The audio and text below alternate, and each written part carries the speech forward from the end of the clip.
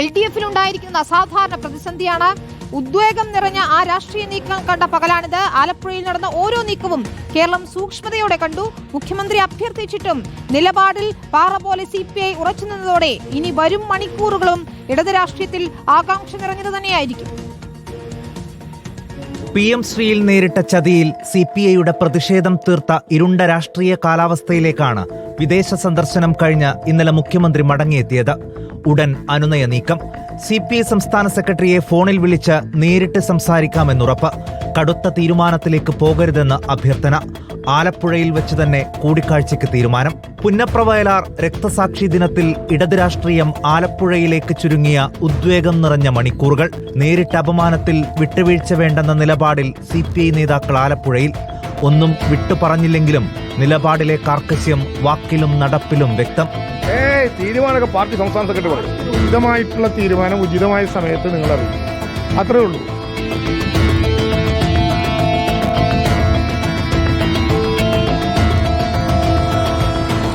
CPI നിലപാട് കടുപ്പിക്കുന്നുവെന്ന് വാർത്തകൾ. അതേസമയം തലസ്ഥാനത്ത് CPIM-ലും മിന്നൽ നീക്കം. അടിയന്തര സെക്രട്ടേറിയറ്റ് ചേർന്നു. മഞ്ഞുരുക്കാൻ LDF വിളിക്കാനും നീക്കം. PM ശ്രീയിൽ നിന്ന് സർക്കാർ പിന്നോട്ടു പോകേണ്ടതില്ലെന്ന CPIM നിലപാടിന്റെ സൂചനകൾ AKG സെന്ററിൽ നിന്ന് വന്നതോടെ ആലപ്പുഴയിൽ രാഷ്ട്രീയ കാലാവസ്ഥ വീണ്ടും ഇരുണ്ടു. മഴ തിമിർത്ത് പെയ്യാനൊരുങ്ങി. സംസ്ഥാന സെക്രട്ടറി ബിനോയ് വിശ്വം മുഖ്യമന്ത്രിയുമായുള്ള കൂടിക്കാഴ്ചയ്ക്കിറങ്ങി. കൂടിക്കാഴ്ചയിൽ ബിനോയ് വിശ്വവും പിണറായിയും മാത്രം.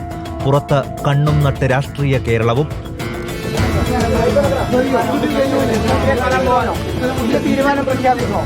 ഒരു മണിക്കൂറോളം നീണ്ട കൂടിക്കാഴ്ചയ്ക്ക് ശേഷം മുഖ്യമന്ത്രി പുറത്തേക്ക്. തീരുമാനമെന്തെന്ന് വീണ്ടും ആകാംക്ഷ.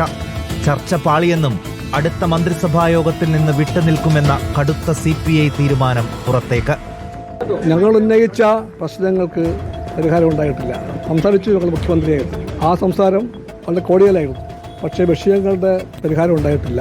അതുകൊണ്ട് ഞങ്ങളുടെ പ്രശ്നങ്ങൾ ഇപ്പോഴും ബാക്കിയാണ്. News desk reporter.